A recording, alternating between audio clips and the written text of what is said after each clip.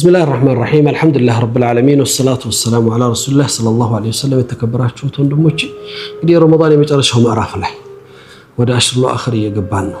አሽሩል አኺር ወሳኝ ቀናቶች፣ ወሳኝ ምሽቶች፣ ወሳኝ ሌሊቶችን የያዘ ትልቁ ምዕራፍ ነው።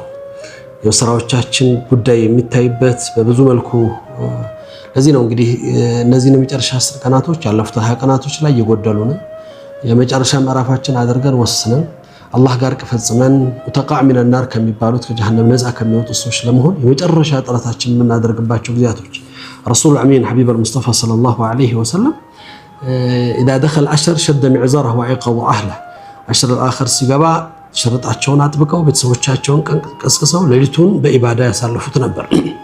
የበለጠ ለአላህ ቅርብ የሚሆኑበት ራሳቸውን የሚሰጡበትም ጊዜ ነበር። ይሄ ጊዜ ሁሉን ነገር ያለው በብዙ መልኩ የተካተተ ጊዜ ነው። በውስጡ ለይለቱል ቀድር አለው። ለይለቱል ቀድር እንግዲህ ኸይሩ